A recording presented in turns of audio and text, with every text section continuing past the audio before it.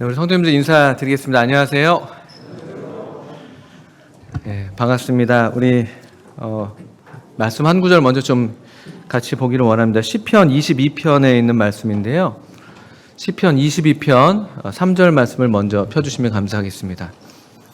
시편 22편 3절.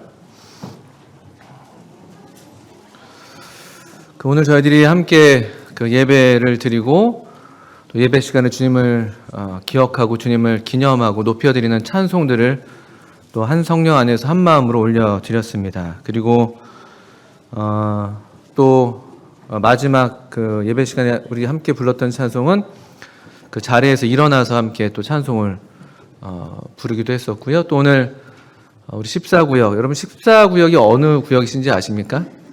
여기 앞에 나온 성도님들의 거주 지역을 좀 아시나요? 우리 14구역은 그 14구역, 15구역, 16구역 그쪽은 조금 이제 소위 변방 구역입니다. 변방 구역. 그 수원, 안산 이렇게 등등 아까 앞에 계셨던 성도님들이 그러시죠. 저는 16구역인데 16구역은 오평안 구역 이렇게 부릅니다. 오산, 평택, 안성 이렇게 되어 있습니다. 만만치 않습니다. 어떻든 14구역에서 또 이렇게 귀한 찬송을 또 함께 해주셨는데, 찬송을 좀 부르면서 이 시편 22편 3절 말씀이 좀 생각이 났어요. 제가 한번 읽어보겠습니다. 이스라엘의 찬송 중에 계시는 주여, 주는 거룩하시니이다. 시편 22편을 우리가 지금 오늘 살펴볼 본문은 아니지만 이게 사실 개인적인 어떤 탄원, 또 탄식, 또 의문, 또 고난 가운데 하나님께 부르짖는 그런 부르짖음으로 시작하는 그런 시편이에요. 내 하나님이여, 내 하나님이 어찌 나를 버리셨나이까, 이런 정말 슬픈 탄식으로 시작하는 그런 시편인데, 이 중간에 바로 또 이스라엘의 찬송 중에 거하시는 주여, 주는 거룩하십니다, 이렇게 또 믿음으로 고백하는 그런 가사, 그런 또 이 구절력이 있습니다. 그리고 또 시편 22편의 22절 말씀도 한번 보시면, 오늘 우리들의 함께 성령 안에서 경험하는 경험들이 이와 같은 것들이 아닌가 싶습니다. 시편 22편 22절.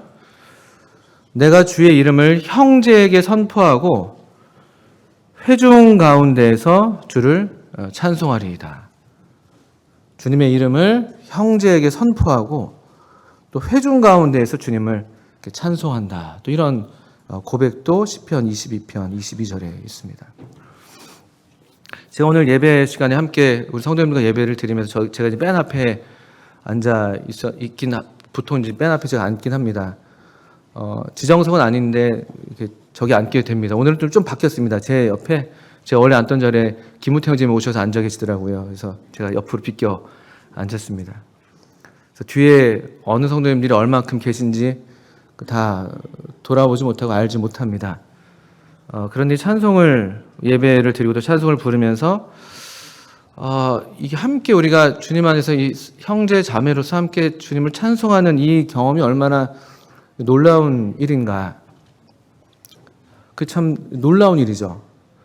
또 그러면서 동시에 제 마음이 또 하나 좀 주님께 좀 죄송하다 할까요? 좀 마음에 어떤 마음이 들었는가 하면은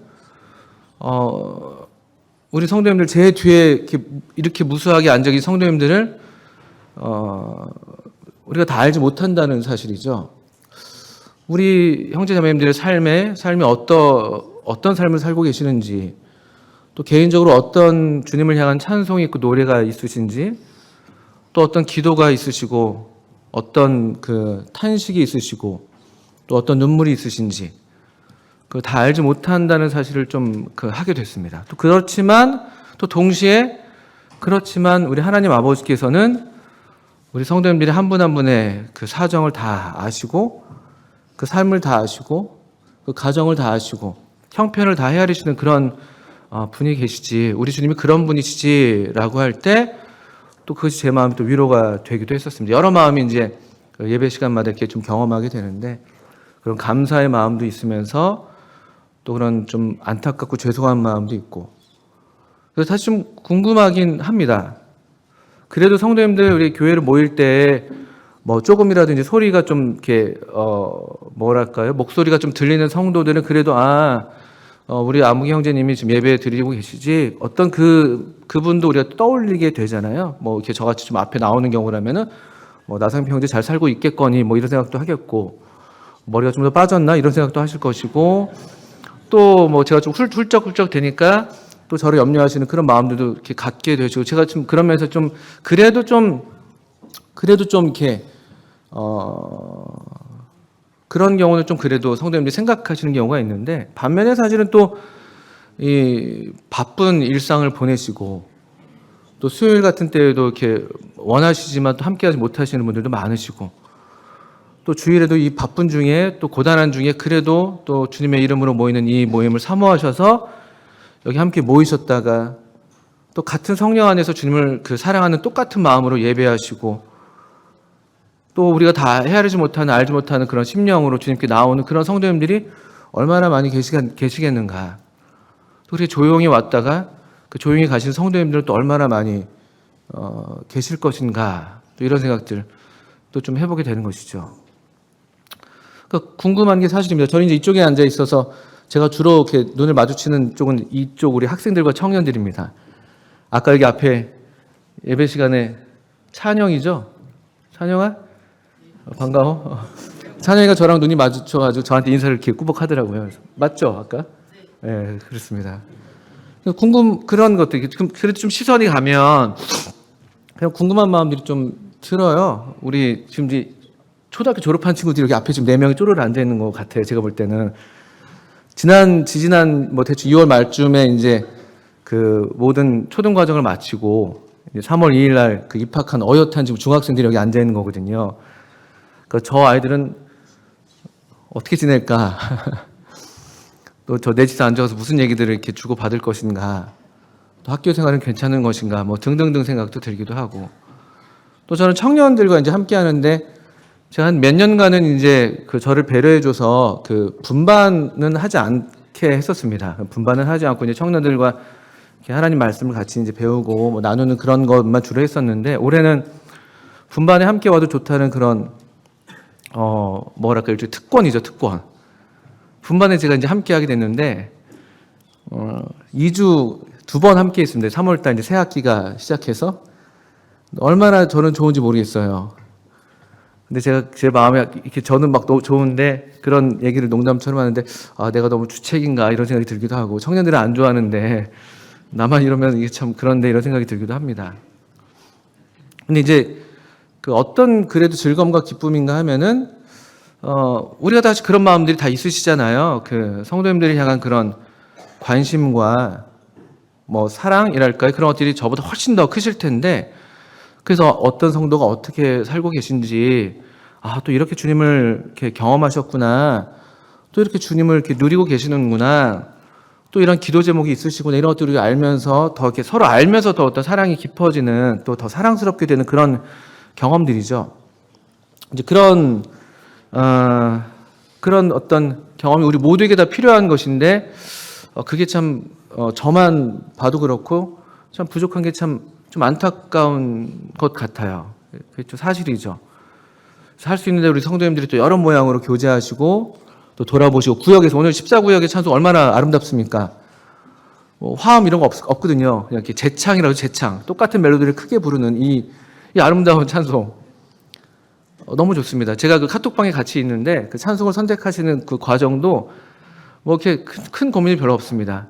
그냥 나 같은 죄인 살리신 우리 자매가 제일 좋아하는 찬송이에요. 이걸 끝났습니다. 그냥 뭐 이렇게 해서 그냥 같이 찬송 부르고, 서로 이렇게 돌아보시고 또 서로 이렇게 교제하시고, 같이 여기 우리 읽은 말씀처럼 주의 이름을 형제에게 선포하고 회중 가운데서 주를 찬송한다, 이런 말씀 그대로죠. 사실은요. 이런 경험들을 아주 조금씩이나마 그래도 우리 하면서 또 우리 주님의 은혜를 경험하고 있는 것 같습니다. 근데 이 말씀이 시편 22편 22절 이 말씀이 여기에만 나오지 않습니다. 여러분들 히브리서를 넘어가 보시면 히브리서 2장 말씀을 한번 펴주시죠. 히브리서 2장에 이 말씀이 또 그대로 인용이 되고 있습니다. 히브리서 2장 12절에 있는 말씀이에요. 히브리서 2장 12절. 이르시되, 제가 읽겠습니다. 2장 12절입니다. 신약성경 354초. 이르시되 내가 주의 이름을 내 형제들에게 선포하고 내가 주를 교회 중에서 찬송하리라 하셨으며, 조금 이 단어가 바뀌어 있죠. 또다시 내가 그를 의지하리라 하시고 또다시 볼지어다 나와 및 하나님께서 내게 주신 자녀라 하셨으니. 여기 이 말씀이, 이 시편 말씀이 히브리서에 인용이 되고 있는데 인용된 의도는 조금 다릅니다. 그 히브리서 2장에 바로 그 앞서서 내용들을 보시게 되면 우리 주님에 대한 그 이야기를 하고 있는 것이에요. 우리 주님께서 사람이 되셨다는 것이죠. 2장 7절 같은 말씀을 보시면 그를 잠시 동안 천사보다 못하게 하시며 영광과 존귀로 관을 씌우시며, 또 9절에도 오직 우리가 천사들보다 잠시 동안 못하게 하심을 입은 자 곧 죽음의 고난 받으심으로 말미암아 영광과 존귀로 관 쓰신 예수를 보니.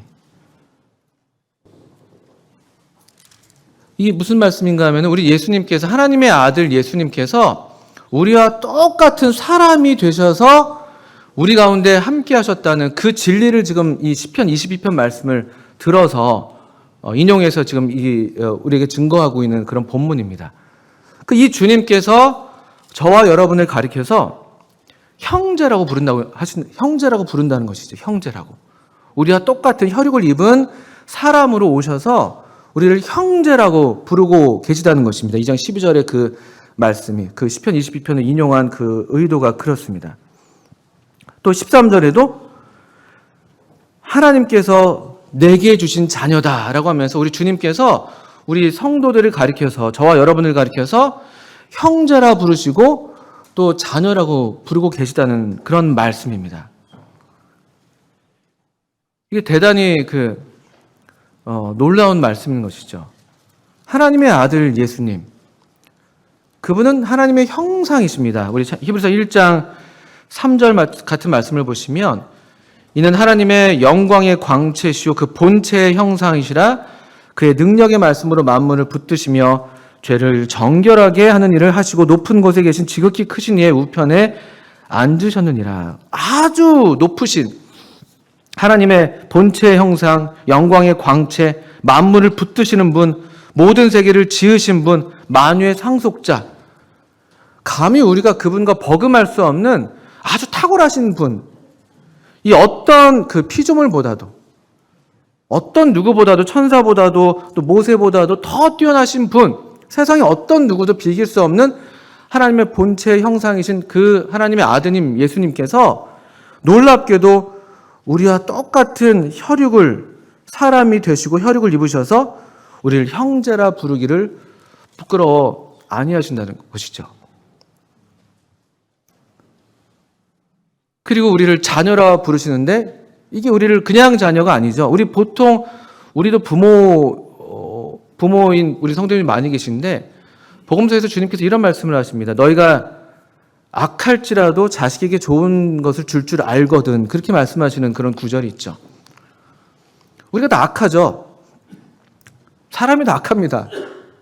주님께서 그냥 그대로 그 사실을 말씀하시죠. 너희가 악할지라도, 그게 사실입니다. 근데 그럼에도 불구하고 우리가 자식에게는 좋은 것을 줄 안다. 이게 이제 우리의 어떤 부모된 하나님께서 주신 참 위대한 선물이죠. 이게 아니었으면 우리 부모 자식 간에 벌써 몇 번 헤어지고 벌써 끝난, 얼마나 그런 게 많이 있겠습니까? 근데 부모님께 다행히 하나님께서 이 하나님의 마음을 닮은 그 부성애, 모성애를 주셔서 우리가 악할지라도 자식이 좋은 걸 줄 압니다. 그렇지 않습니까? 그게 더 주지 못해서 좀 마음이 아픈 것이고, 더 좋은 걸 주고 싶은데 더 좋은 걸 내가 갖지 못해서 그게 마음이 아픈 것이지, 우리가 악할지라도 어떻게 하든 좋은 것을 주려고 하는 마음이 우리에게 다 있죠. 이게 하나님을 닮은 마음이죠. 또 하나님께서 하나님의 형상으로 지어진 우리 사람이 죄로 비록 그 형상이 다 파괴되었지만 그래도 좀 남아있는 어떤 파편 같은 그런 흔적 같은 그런 모습이죠. 이게 다행이죠. 이 하나님의 은혜죠. 근데 우리를 가리켜서 형제라 부르시고 우리를 자녀라 부르시는데, 우리 형제에 대한 우리 주님의 사랑, 또 자녀들을 향한 하나님 아버지의 사랑이 어떠한 사랑인가 하니까, 아까 우리 예배 시간에 어느 형제님께서 마태복음 3장 17절 말씀, 스바냐 3장 17절 말씀을 이렇게 들어서 예배를 드리셨는데, 바로 그런 사랑인 것이죠. 하나님 아버지께서 아드님을 가리켜서, 우리 아드님께서 침례를 받고 올라오실 때 하늘을 여시고 성령이 비둘기같이 내려오고, 그리고 하늘로서 소리가 났는데 이는 내 사랑하는 아들이고 내 기뻐하는 자다, 이렇게 아주 우주적으로 선언을 하시죠. 하나님 아버지의 뭐랄까, 참을 수 없는 일종의 자식 자랑 하시는 거예요. 자식 자랑. 이 30년의 한 인간으로서 우리가 똑같은 이 혈육을 입은 사람으로 살아오신 그분의 삶에 대한 하나님의 인정, 또 지금 여기 이 우리와 똑같은 죄인의 모양으로 요한에게서 침례를 받으시는 그 거룩한 순종을 바라보시면서 하나님 아버지께서 그 기쁨을 정말 이기지 못하셔서 아들 자랑을 하시는 것이죠. 온 우주를 다 통틀어서 다 들으라고, 하늘과 땅아 들어라 라고 하시면서, 그게 하나님 아버지의 아드님을 향한 사랑이라고 우리가 이해한다고 할 것 같으면, 근데 그와 똑같은 사랑으로 이스라엘을 사랑하신 것뿐만 아니라 우리 성도들을, 하나님의 자녀들 우리를 똑같이 사랑하신다는 것이 성경의 가르침입니다. 이게 얼마나 다행인지, 여기 우리 모든 성도님들의 아버지, 참 안타깝게도 저도 그렇고 우리 중에 어떤 누구도 사실은 아무리 사랑이 많다 할지라도 우리의 사랑이라는 것이 다 한계가 있기 마련이거든요. 그때 우리가 좀 마음이 한스러운 거잖아요. 더 돌아보지 못하고, 더 살펴드리지 못하고, 한 번 더 문안드리지 못하고, 또 이렇게 때가 지나가 버리고, 그러니까 후회가 많이 쌓이고, 우리 마음이 그렇지 않은데도 불구하고 우리가 그 못하는 것이 사실 우리의 현실이잖아요. 우리가 어쩔 수 없는 그런 한계를 갖고 있는 것이거든요. 그런데 하나님 아버지가, 우리에겐 하나님 아버지가 계신데 그분이 우리를 어느 누구도 예외 없이 그 아드님을 사랑하시는 사랑으로 우리를 사랑하시고 돌아보신다는 사실이 얼마나 큰 위안이 되고 위로가 되는지, 그리고 이게 실제로 성경의 진리인 것입니다. 우리가 이걸 다 경험하지 못하고 실제로 체험하지 못해서 그게 문제이지, 하나님의 사랑은 변함이 없습니다. 부모의 사랑도 닮아 있잖아요. 변함이 없잖아요. 자식에 대한 사랑이 그 변함이 없거든요. 더 커지면 커지지 더 작아지지 않잖아요. 근데 자식들이 그걸 잘 모르니까 부모들한테 이제 대드는 거잖아요. 아버지가 나한테 해준 게 뭐가 있는데. 이런 얘기 제가 들은 건 아닙니다. 예, 제가 그런 얘기 듣지 않았습니다. 이제 보통 드라마에서 우리는 그런 경우 없죠. 너무 모르는 거죠. 그건 이제 자식의 문제인 것이에요, 사실은요. 물론 오늘날에 너무나 세상이 악해가지고 이런 하나님의 마음을 닮은 그 부모의 마음도 점점 상실되는 경우들이 많아서 그게 충격적인 뉴스로 오잖아요. 그런 뉴스들이 좀 있어서 너무 마음이 아픈 것인데, 그러니까 사람도 그럴진데, 너희가 악할지라도, 우리가 악할지라도 그럴진데 하나님 아버지의 사랑은 변함이 없습니다. 그게 계속 확인되는 게 무엇인가 하니까, 우리가 이 주일날마다 함께 이 예식에 참여하고 있는 이 주의 만찬이 그렇지 않습니까? 우리 특별히 주님의 보혈을 가리키는 이 포도주 잔, 언약의 피라고 주님께서 말씀하시죠. 많은 사람을 위하여 흘리는 나의 피, 곧 언약의 피다 그래요. 언약. 실제로 구약시대에 시내산에서도 옛 언약이죠. 이스라엘 백성과 하나님께서 언약을 맺으실 때에도 짐승의 피를 뿌려서 그 언약이 체결되는 것이거든요. 피로써 언약이 보증되는 것입니다. 구약 때도 그랬을진데, 이 새로운 언약, 이스라엘과 맺을 새로운 언약이기도 하고, 또 오늘날 이 새 언약의 축복이 우리 성도들에게, 우리 성령 안에서 이제 우리에게 누려지는 그런 언약이 되는 것인데, 이 언약이 얼마나 틀림없는 언약인가, 얼마나 변하지 않는 언약인가를 보여주는 것이 바로 이 주님의 잔인 것이죠. 주님의 그 거룩한 피로 언약을 맺으시는 거예요. 다른 어떤 짐승의 피가 아니라, 어떤 우양과 염소의 피가 아니라, 그 언약의 축복이 그래서 영원히 유효한 것이죠. 너희 죄와 너희 불법을 내가 다시는 기억하지 않는다. 그런 언약. 또 우리에게 하나님을 알라고 가르칠 필요가 없는, 우리 안에 성령께서 내주하셔서 우리 이 진리의 성령께서 우리를 계속 진리로 인도하시고 우리 주님의 영광으로 인도하시고, 이 언약의 축복이 그래서 틀림이 없는 것입니다. 변함이 없어요. 언약의 축복. 하나님의 사랑, 그래서 변함이 없습니다. 이거 우리가 주일마다 지금 확인하고 있는 것이고, 그럴 때마다 그래서 우리가 감격하는 것이죠. 그 이 언약이 얼마나 그 견고하고 강력한 것인지 우리가 마지막에 불렀던 찬송처럼 죽음도 이기지 못하는 거예요. 죽음도요. 사람이 우리 유언 같은 것도 죽은 이후에야 그게 유효한 것이고, 또 어떤 우리의 최고의 인간의 어떤 관계라고 하는 어떤 결혼 관계도 사람이 죽고 나면 그 결혼의 언약도 사실 끝나는 거예요. 이게 성경의 가르침이죠. 그 자유가 생기는 것이죠. 거기 매이지 않습니다. 그 언약에. 죽음은 인간 사이에서 어떤 언약도 다 무효하게 만드는 그런 효력이 있습니다. 죽음은요. 그런데 우리 주님의 언약은, 이 사랑은 얼마나 불변한 것인지, 얼마나 이것이 강력한 것인지 죽음도 이기지 못하는 그런 언약, 그런 사랑이 되는 것이에요. 거기 못 가두네, 예수 내 구주, 헛되이 지키네, 예수 내 주. 이런 찬송을, 그래서 대단한 찬송을 우리가 지금 하는 것이죠.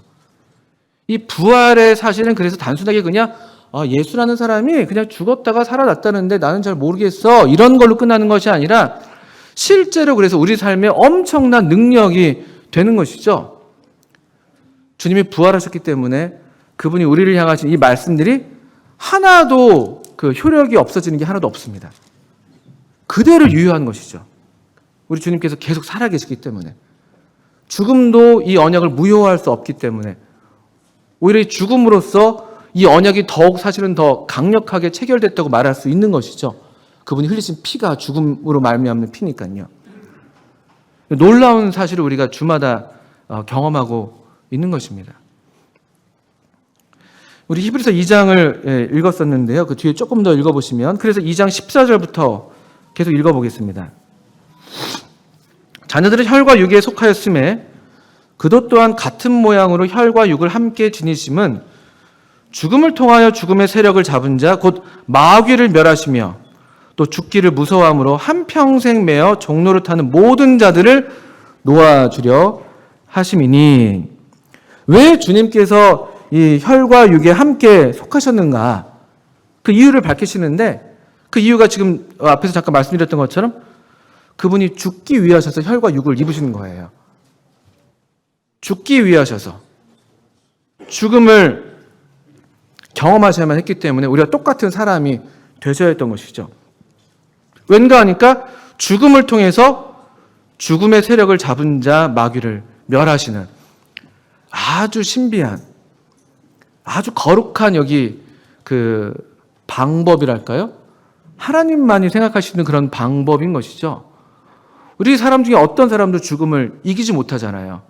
죽음을 이기지 못하기 때문에 죽음의 세력을 잡은 자를 멸할 수가 없고, 우리가 오히려 그 멸함을 당하는 그런 필면의 존재로 살아가고 있다면, 그런데 우리 하나님께서는 이 아드님을, 그 귀하신 아드님을 사람이 되게 하셔서 우리가 똑같은 혈과 육을 갖게 하시고 죄인의 모양이 되게 하시고 십자가에서 죄로 정하시고 우리의 모든 죄를 담당케 하시고, 그래서 우리를 대신해서 십자가에서 죽게 하심으로써 이 죽음으로써 죽음의 세력을 잡은 자를 멸하게 하시는 하나님의 거룩한 지혜인 것이죠. 이 사람들이 고안해낼 수가 없는, 이 대적 마귀도 감히 도달할 수 없었던 하나님의 거룩한 지혜입니다. 이 하나님의 지혜를 우리가 찬양하게 되는 것이죠. 그러면서 왜 이렇게 하시는가라고 보니까 15절 읽은 대로 우리 죽기를 무서워해서 한평생 매어서 종로를 타는 우리 모든 자들을 자유케 하시기 위하셔서, 우리로 자유한 사람들이 자유자가 되게 하셔서 정말 성도들 가운데에서 이 자유자들의 모임인 교회로 모이게 하셔서 우리 가운데서 거룩하신 하나님을 높이는 찬송을 하게 하고, 우리 형제들에게 주의 이름을 선포하게 하고, 교회 가운데에서 주님을 찬송하는 이 승리의 찬송, 이 자유자의 노래를 부르게 하시고자 하는 것이죠. 그러니까 죽음을 우리가 무서워하지 않습니다. 죽음을 이긴 승리를 지금 노래하고 있지 않습니까? 노래했지 않습니까? 우리가요? 그러면서 17절 이후로 좀 읽어보면, 그러므로 그가 범사의 형제들과 같이 되심이 마땅하도다. 이는 하나님의 일에 자비하고 신실한 대제사장이 되어 백성의 죄를 속량하려 하심이라. 그가 시험을 받아 고난을 당하셨은즉 시험 받는 자들을 능히 도우실 수 있느니라. 이게 우리 주님께서 우리의 형제가 되셔서 함께 사람의 모양이 되셔서 우리를 형제라 부르기를 부끄러워하지 아니하시는 그 놀라운 이 성육신 사건이 실제로 또 오늘날 주님을 믿는 성도들의 삶 가운데 어떤 그 영향이 있는가, 우리가 이 진리를 어떻게 우리가 누릴 수 있는가 하는 것인데요. 여기 보시면 참 감사하게도 우리 주님께서는 우리와 똑같은 몸을 입으셨기 때문에 시험 받는 자들을 능히 도우실 수가 있는 것이죠. 왜냐하면 그분도 사람으로서 시험을 받아 고난을 당하셨기 때문에 그렇습니다. 이게 우리가 붙들고 있는 진리. 또 성경을 통해서 우리가 예수님을 깊이 생각하게 될 때, 우리 주님을 믿음으로써 고백하게 될 때 우리가 누리게 되는 그 진리입니다. 우리 주님이 우리가 똑같은 사람이 되셨기 때문에 우리와 똑같은 시험을 받으셨습니다. 그리고 그렇기 때문에 시험 받는 우리들을 능히 도우실 수가 있어요. 우리가 당하는 여러 종류의 시험들이 있지 않습니까? 여러 유혹과 우리의 연약과 실패와 또 좌절과 의심과 각종 시험들이 있습니다. 이게 실제로 예수님도 겪으셨어요. 아까 마태복음 3장 17절 말씀을 인용해 드렸었는데, 하나님의 우주적인 선언이 있은 바로 그 직후에 우리 주님께서 성령께 이끌림을 받아서 광야로 나가게 되죠. 그리고 거기에서 마귀에게 시험을 받게 됩니다. 40일 동안 줄이신 이후에. 우리가 겪는 어떤 연약이나 우리 어떤 고난들이 있을 수 있겠죠. 어떤 시험이 있을 수 있겠죠. 근데 사실 주님이 겪으셨던 시험과 연약과 유혹은 우리가 어쩌면 우리의 이 평생의 경험에서, 평생의 삶에서 경험하는 것보다 훨씬 더 강력한 시험이고 유혹일 가능성이 높습니다. 사실 우리 중에 어떤 누구도 40일 동안 줄이는 경험은 평생 하지 않을걸요. 우리 하루도 금식하기가 어려운 사람들이잖아요. 하루가 뭡니까? 한 끼만 좀 이렇게 끼니를 걸으면 눈이 돌아가잖아요. 막 저녁에 뭘 먹을지 생각하고 막 침이 고이고 막. 사실 그렇습니다. 우리는 사실은 우리 삶의 경험 가운데 내가 겪는 어떤 시험과 연약과 유혹과 고난이 너무나 크게 다가오는 게 인지상정이죠. 내 감기가 남의 중병보다 더 심하다고 보통 하는 것이니까요. 사실 그렇게 우리의 체감은 그렇게 하는 거죠. 그렇지만 실제로 예수님이 사람으로서 겪으신 그 시험과 연약과 고난과 이런 어려움들은 우리가 겪는 것 훨씬 이하에, 우리 감히 거기 도달할 수도 없는 그런 종류의 각종 경험들을 다 갖고 계신 것이죠. 40일의 줄이심도 그렇고, 우리 주님이 당하신 배신 같은 것, 우리도 많은 경우에 배신들을 겪죠. 친구들 사이에서도 이렇게 뭔가 뒤통수를 맞기도 하고, 동업했던 사람들로부터, 믿었던 상사로부터. 주님이 당하신 배신과 우리가 견줄 수 있을까? 우리도 어떤 멸시와 조롱을 당하기도 하죠. 주님이 당하신 만큼 우리가 겪을까요? 우리 평생에 누가 우리한테 침 뱉는 경험들 당해 보신 적 있으십니까? 저는 이런 얘기 적절하진 않네요. 그래도 얘기를 꺼냈으니까. 지하철에서 토를 맞아본 적은 있습니다.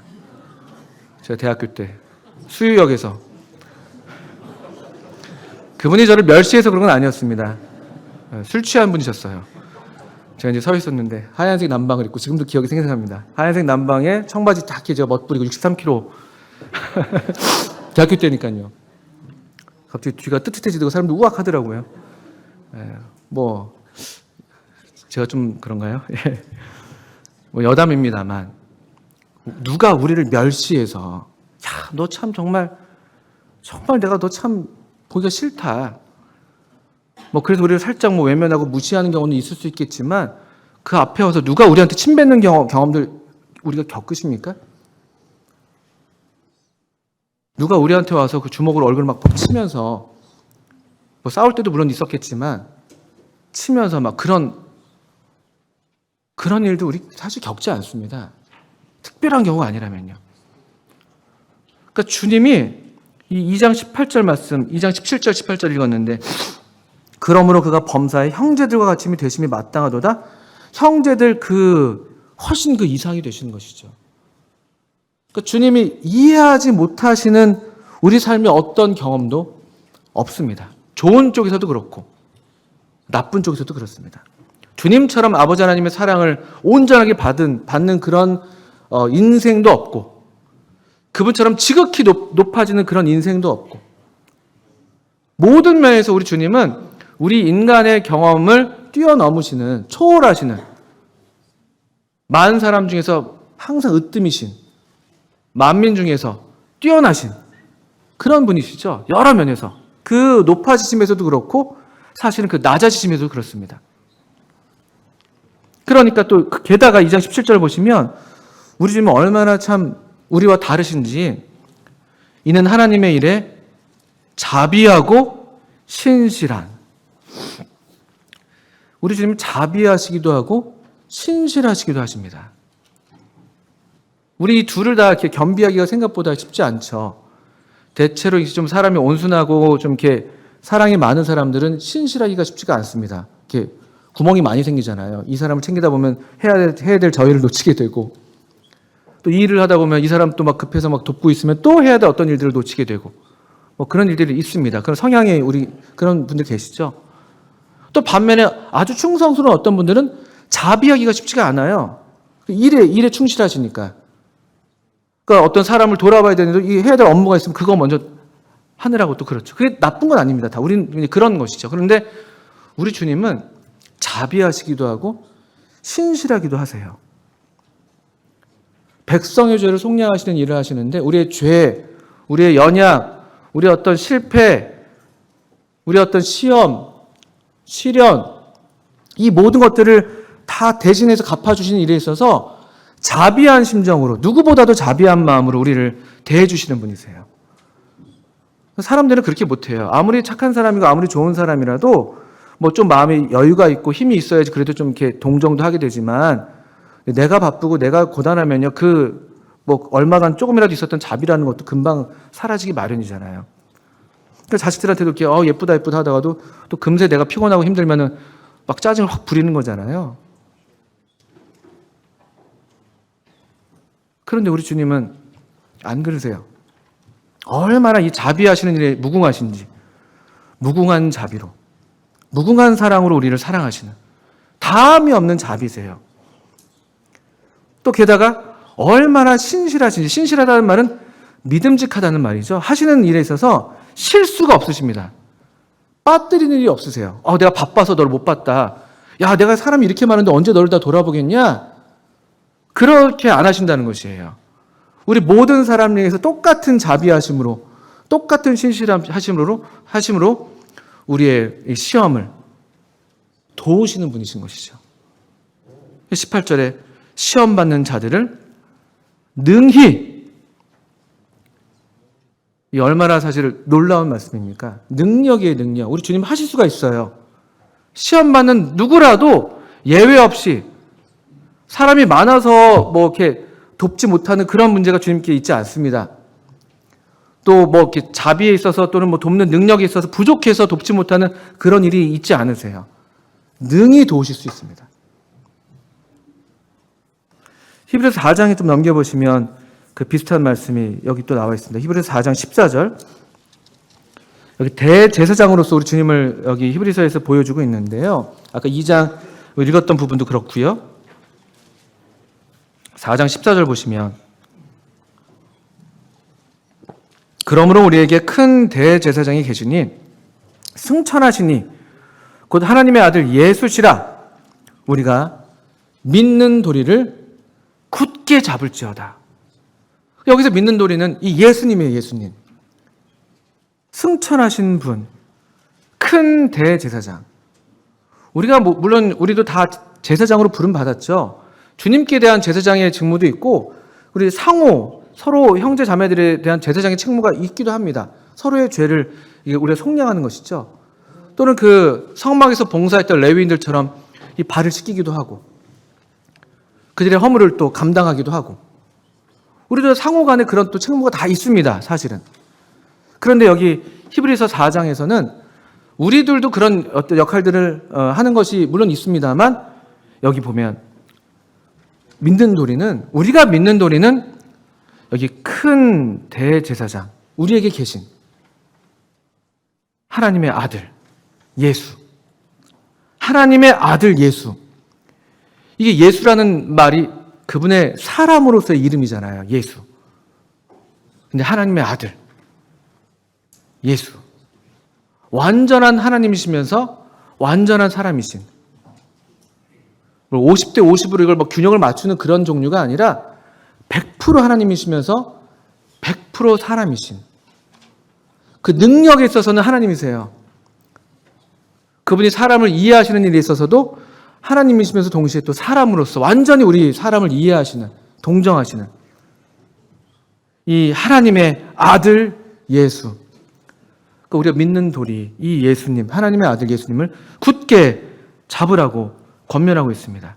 그러면서 이 우리가 믿는 도리이신 이 하나님의 아들 예수님은 어떤 분이신가 이 대제사장은 어떤 분이신가 15절 보시면 우리에게 있는 대제사장은 우리의 연약함을 동정하지 못하실 리가 아니라고 그래서 말씀하시는 것이죠. 우리 동정 못하거든요. 우리는 누구라도 우리가 완전히 어떤 사람을 이해하고 동정한다고 사실 말할 수가 없습니다. 우리가 그 사람이 아니고서야 사실 우리 각 개인 자기 자신도 사실 우리 자신을 온전하게 이해하지 못하죠. 온전하게 동정하지 못합니다. 사실은요. 우리도 우리를 모를 때가 얼마나 많습니까? 내가 어떤 마음 상태인지, 내가 어떤 면에서 힘들어하고 있는지, 내가 어떤 걸 좋아하는지 우리도 사실 우리를 몰라요. 우리도요. 사람은요. 그런데 우리 예수님은 우리의 연약함을 완전히 동정하시는 정말 말 그대로 동정, 같을 동, 우리 마음 이게 정 쓰잖아요. 완전 마음을 같이 하는 거예요. 완전히 똑같이. 우리도 모르는 그 우리의 속마음까지 다 헤아리시는. 그러니까 우리 하나님의 영, 예수님의 영이신 성령님은 우리가 뭘 간구해야 될지도 모를 때라도 우리를 위해서 기도하시는 분이시라고 로마서 8장에서 말씀하시잖아요. 얼마나 그게 감사한 일이에요. 우리 주님이, 우리 성령님이 그렇게 우리를 위하시는 분이세요. 우리도 모르는 우리를 위해서. 그럴 때 있잖아요. 저도 그런 적 있었거든요. 벌써 오래된 얘기입니다. 저 어떤 우리 교회에서 오성격 공부반 그런 거 할 때였던 것 같은데 언젠가도 말씀드렸던 것 같습니다. 이제 속으로 공부를 다 마친 다음에 좀 자유롭게 이제 공부가 끝나고 이제 얘기를 쭉 하고 있었는데 벌써 오래전이에요. 근데 어떤 성도님께서 저더러 형제님 보면 마음이 참 짠할 때가 있어요. 그래요. 저는 한 번도 제가 그렇게 생각해 본 적 없었거든요. 저는 항상 저는 이렇게 보시는 것처럼 좀 이렇게 웃기는 것도 좋아하고 웃는 것도 좋아하고 재밌고 막 이렇게 교회 생활하는 것도 좋고 같이 섬길 수 있는 것도 너무 좋고 그러는데 어느 성도님 저한테 갑자기 그런 말씀을 하셨는데 좀 그런 식의 어떤 제가 정확한 이 표현이 맞는지 모르겠지만 그런 저를 좀 이렇게 약간 이렇게 안쓰럽게 보시는 그런 말씀을 하셨는데 갑자기 제 마음이 갑자기 확 울컥해졌어요. 갑자기.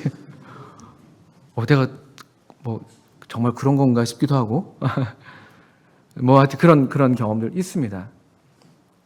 또 어떤 경우에 내 속에 내가 어떤 마음인지도 모르고 내가 어떤 슬픔을 갖고 있는지도 모르는데 누가 지나가는 말로 툭 그냥 잘 지내니?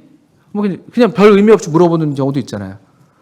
근데 그런 데서 갑자기 눈물이 와락 이렇게 터트려지는 그런 경험들도 우리 학교 학생들이 종종 하더라고요. 저도 이제 아무 그냥 뜻없이 그냥 뭐 잘 지냈냐 이렇게 물어보는데 그걸 그렇게 막 마음에 사무쳐 하고 그런 친구들도 있더라고요. 애들이 좀 힘들어서 그런 것 같긴 해요. 사춘기기도 하고. 근데 우리도 우리 마음 그렇게 모를 때가 많은데 또 그렇게 말을 할 때 우리가 동정해서 정말 똑같은 마음으로 하는 것도 아니기도 하거든요. 그냥 할 때도 있거든요. 근데 우리 주님은 완전히 우리를 동정하시는 분이십니다. 우리의 연약함을 동정하지 못하실 리가 아니요. 그 다음을 읽어보겠습니다. 모든 일에, 여러분 보십시오. 모든 일이에요. 모든 일. 이거는 아닐 거야. 이런 게 없다는 것이에요. 우리 삶의 어떤 경험이든 간에 모든 일이에요. 모든 일에. 우리가 똑같이 시험을 받으셨습니다. 좋은 쪽에서든 그렇지 않은 쪽에서든. 우리가 똑같이 시험을 받으신 이로되 죄는 없으시니라. 얼마나 참 놀라운 분이신지. 제가 이런 말씀을 지금 이 성경 말씀을 들어서 드리는 이유는 우리 성도님들께서 우리가 마음은 있어도 우리가 서로 돌아보지 못할 때가 얼마나 많은가. 또 이런 어떤 이 주님께 주님 등 뒤에 숨어서 우리의 어떤 책임을 회피하자 이런 것이 아니라 설령 우리가 그렇게 우리 주변에 설령 필요한 어떤 성도들의 도움이 물론 있어야 되는 게 정상이지만 어떤 때는 미치지 못할 때도 있거든요. 또 내 마음을 다 이해하지 못하는 어떤 그런 경험들을 할 때도 있고요. 그럴 때가 있다 할지라도 또 어떤 내가 겪는 이런 시련이나 내가 흘리는 눈물이나 탄식에 대해서 아무도 몰라준다 하는 그런 생각이 들 때가 있다 할지라도 그런데 우리 주님이 계시다는 것을 말씀드리고 싶습니다. 우리 모두에게 그렇습니다. 저에게도 그렇고 우리 성도님들에게도 그렇고 주님은 우리를 다 아십니다. 그 7교회에 대한 편지에서 서머나 교회들에 대해서 다 주님께서 말씀하시는데 서머나 교회에 대한 주님의 말씀 가운데 내가 너의 환난과 궁핍을 아노니 그 얼마나 위로가 되는 말씀이었을까요? 서머나 교회의 환난과 궁핍을 주님이 아세요. 우리에 대해서 모르시는 게 하나도 없으십니다. 시편 말씀 같은 데서는 우리의 눈물 방울방울들을 주의 병에 담으신다는 그런 말씀들이 있습니다. 우리가 흘리는 눈물들도 우리가 셀 수 없잖아요. 근데 주님이 그 방울방울들을 다 거두셔가지고 주님의 병에다 담으신다는 그런 시편 말씀이 있기도 합니다. 또 우리 복음서 같은 데서는 머리털까지 세신 바 됐다. 너는 참새들보다 얼마나 귀하냐? 여기 들풀도 입히시는 분이신데 하물며 너일까 보냐? 염려하지 말아라. 염려하지 말아라. 너희 천부께서 돌보신다. 돌보신다는 말이 신방한다는 뜻이에요. 신방한다. 너희 천부께서 돌아보신다. 주님이 우리 모든 성도님들의 그 골방에, 그 침실에, 아무도 모르는 우리 성도님들의 삶 가운데 주님이 날마다 찾아가시는 것이죠. 날마다 신방하십니다. 우리가 모르는 중에 항상 먼저 거기 가 계시는 것이죠. 16절에 그래서 4장 16절에 이런 권면을 먼저 히브리서 기자가 하고 있어요. 그러므로 우리 주님이 이런 분이시니까 그러므로 우리는 긍휼하심을 받고 때를 따라 돕는 은혜를 얻기 위하여 은혜의 보좌 앞에 담대히 나아갈 것이니라. 은혜의 보좌가 항상 열려 있습니다. 때를 따라 24시간에 24시간 연중 무휴. 하나님은 졸지도 아니하시고 주무시지도 않는다고 말씀하시죠. 피곤하지도 않으십니다. 연중 무휴.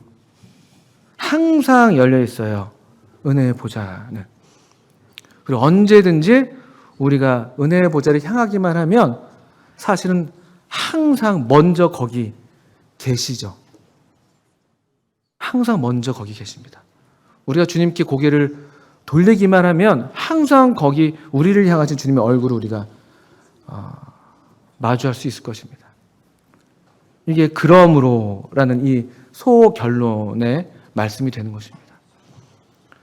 그래서 우리 성도님들께서 또 저도 그렇고 은혜의 보좌에 때마다 이 경건한 자들은 주를 만날 기회를 타서 하나님께 나아간다고 시편 말씀에도 있는데요. 그 주를 만난 기회라는 것이 다른 번역 그 나나주를 보면은 죄를 깨달을 때 이렇게도 번역되어 있어요. 죄를 깨달을 때. 우리의 연약과 우리의 실패와 우리의 어떤 시련과 시험 가운데에서 고통 가운데 있을 때 그때 우리가 또 주님께 나아갈 수 있다는 것입니다. 그때야말로 오히려 더 주님의 은혜의 보좌가 우리한테 활짝 열려 있는 때입니다.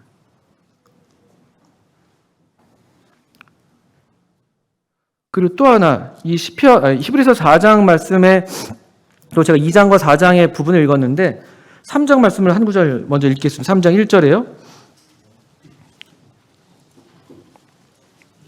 이런 말씀들, 이런 권면들은 3장 1절에 있는 말씀에서 기인하는 것입니다. 그러므로 3장 1절입니다. 함께 하늘의 부르심을 받은 거룩한 형제들아, 우리가 믿는 도리의 사도이시며 대제사장이신 예수를 깊이 생각하라. 예수님을 깊이 생각하라고 명령을 받고 있어요. 이 히브리서를 받고 있는 이 성도들도 그때 많은 시험과 유혹과 시련을 당하고 있었거든요. 그들의 이 참된 신앙에서 돌아가야만 될 것 같은, 그래야지만 살 것 같은 그런 유혹을 받고 있었는데 그때 그와 같은 때 주어지는 명령은 예수님을 깊이 생각하는 것입니다. 다른 방법이 있지 않아요. 다른 특별한 수가 있는 게 아닙니다. 특별한 어떤 세미나가 있고 특별한 어떤 체험이 필요하고 특별한 과정이 필요한 게 아니에요. 특별한 책이 필요한 게 아니에요. 다시 우리 성경 말씀으로 돌아가서 성경 말씀에서 우리에게 밝히 보여주고 계시는 이 예수님을 깊이 생각할 때 우리가 시험을 견디는, 이겨내는, 또 우리와 함께 우리를 동정하시고 우리의 연약함을 아시고 또 우리를 일으켜 세우시는 그 은혜를 넉넉히 베푸시는 그 은혜의 보좌를 우리가 함께 누리게 되는 그런 것이 필요한 것입니다. 예수를 깊이 생각하라. 이 예수님, 이 대제사장이신 예수님 깊이 생각하게 됩니다. 제가 이제 주보를 보면서 제가 아까 우리 성도님들을 다 그 인사도 한번 제대로 못 드려서 그런 마음들이 있는데 우리 주보를 이따가도 보시겠습니다만 매일 성경 매일 기도 보시면 우리 성도님들의 사정들 이걸 통해서 좀 알 수가 있거든요. 또 함께 기도하면서 주님의 은혜의 보좌에 우리 이 성도님을 이렇게 안내해 드리고 그분이 직접 나가지 못한다 할지라도 우리가 이 은혜의 보좌에서 이 은혜를 얻어다가 또 이 성도님들을 위해서 축복한다면 그것이 또 우리가 서로 돌아보는, 우리 주님을 깊이 생각하는 것처럼 또 성도들도 깊이 생각하는 그런 우리들의 복된 삶이 되지 않겠나 싶습니다. 우리 주님을 깊이 생각하고 또 우리 성도님들을 더 많이 생각하고 또 사랑하고 싶습니다. 또 우리 성도님들도 그와 같은 주님의 은혜가 우리 성도님들에게도 있기를 바랍니다. 함께 기도하겠습니다.